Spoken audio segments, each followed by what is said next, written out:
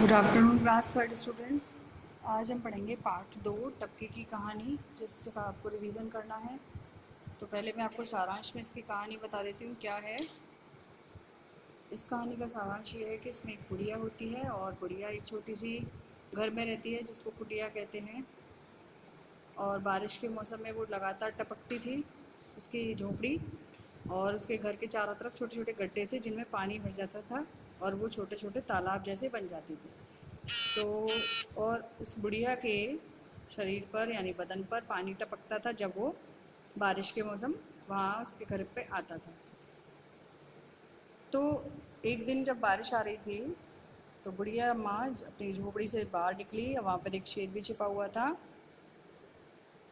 तो बुढ़िया अम्मा के ऊपर जब बारिश की बूंद पड़ी तो बुढ़िया अम्मा ने कहा, मैं शेर से भी नहीं डरती, मैं बाघ से भी नहीं डरती, अगर मुझे डर लगता है तो सिर्फ टपके से।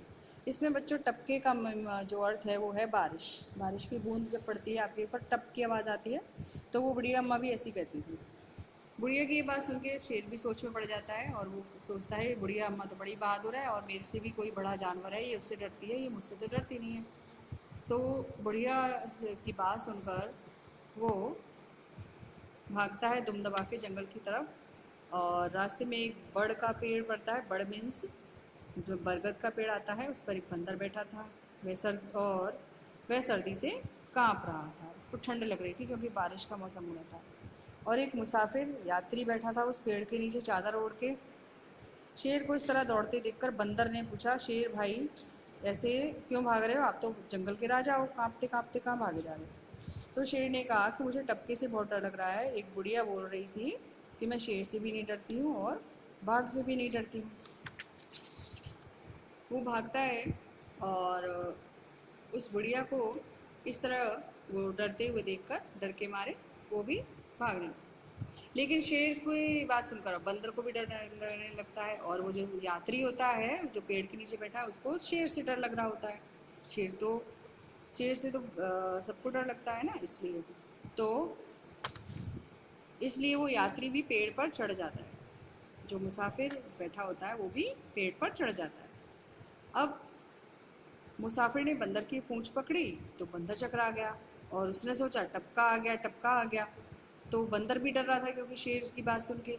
तो उसने जोर जोर से चिल्लाना शुरू करा कि टपका आ गया, टपका आ गया, कहते हुए वो जोर से चीख पड़ा। और मुसाफिर के हाथ से बंदर की पूंछ भी फिसल गई, धड़ाम से नीचे आकर गिर गया। अब मुसाफिर के धड़ाम से गिरने पर शेर को लगा कि टपका आ गया, और शेर अंधेरे में ही इधर उधर भागने लगा, बहुत जोर से भागता है। और अंधेरे में ही एक चरवाहा अपनी गाय को ढूंढ रहा था। जो उसकी गाय खो गई थी उसको वो ढूंढ रहा था जंगल में इधर उधर। अब उसको गाय तो नहीं मिली, लेकिन उससे शेर मिल जाता है और वो शेर को गाय समझकर अपने साथ अपने घर ले जाता है। और उसको जहाँ वो अपनी गाय को बांधता था उस जगह उस शेर को बांध देता है।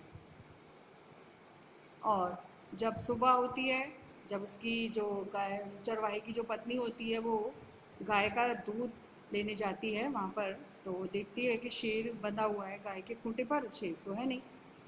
तो वो वहाँ से डर के मारे बेचारी वो दूर से देखती है।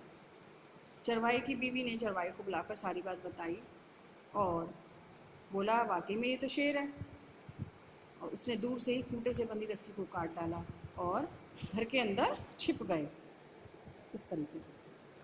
और शेर ने मन ही मन सोचा, धत तेरे की, चलो टपके से जान छूटी। मतलब सब एक दूसरे से डर रहे थे इस वाली कहानी में। तो अभी मैंने आपको ये कहानी एक सारांश में बताई है। आइए अब हम इसके शब्द अर्थ और इमला शब्द याद करेंगे।